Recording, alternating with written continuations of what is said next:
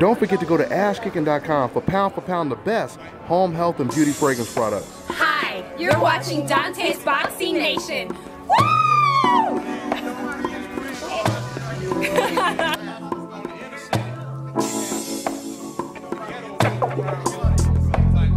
Yes, sir.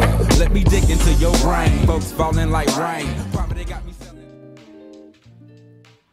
Dante's Boxing Nation, what's going on, guys? So Chris Eubank completely dominates Arthur Abraham. Scorecards 118, 110, 118, 110, 120, 108. He took Arthur Abraham to Uppercut Island. You know, I've always told you guys one of his best weapons, if not his best weapon, is his uppercut.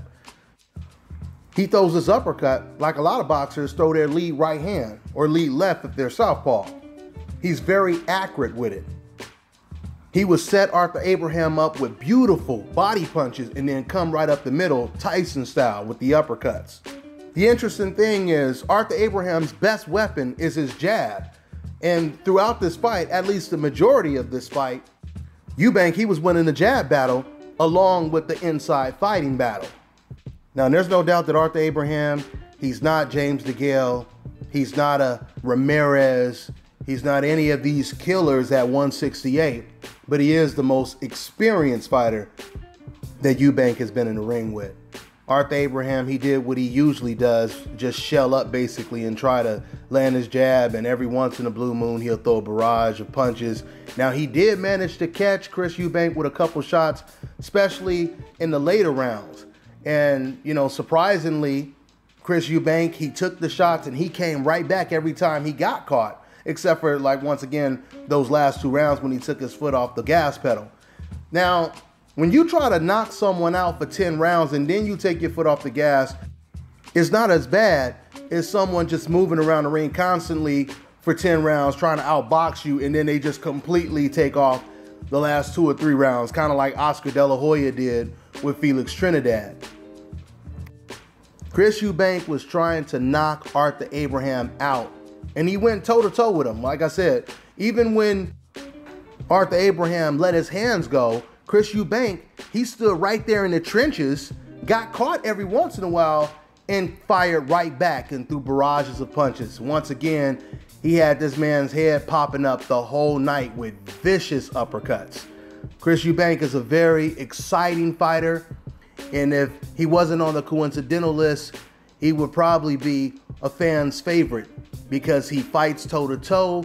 He has a little showboating in him. You know, he can be flashy, but at the same time, he's trying to knock you out. Power shots, exciting type stuff.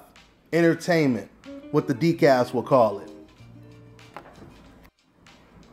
See, because when you're on the hope list and you get hit like someone like a Golovkin, they'll say, oh, he got hit on purpose. Or look at his chin, unbelievable chin.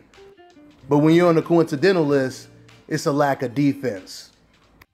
So we know what time it is. But nevertheless, once again, this was a great performance by Chris Eubank. In a lot of these rounds, he was manhandling the very strong Arthur Abraham. Abraham looked a lot like he looked when he fought against Carl Froch, just completely gun shy, afraid to let his hands go, even though once again, he would do it in spurts. Once again, this wasn't the best opponent in the world, but it was a test. It was certainly a test for Chris Eubank. And I know right now, it must really be killing Team Eubank on the inside that they missed out on that Gennady Golovkin assignment. After they watched the Kell Brook fight and the Danny Jacobs fight, because I'm telling you right now, styles make fights. And Chris Eubank versus Golovkin, not only would it have been an extremely entertaining fight, but I believe that would be a 50-50 fight. So we'll see. I mean, I'm already predicting that Canelo is going to beat Golovkin. And Golovkin, he already said that he's thinking about retirement after the Canelo fight because these fights are very difficult. His words, that's what he said. So that's unfortunate. But once again, Chris Eubank dominates Arthur Abraham. And that's all I got, guys. I'm on to the next one.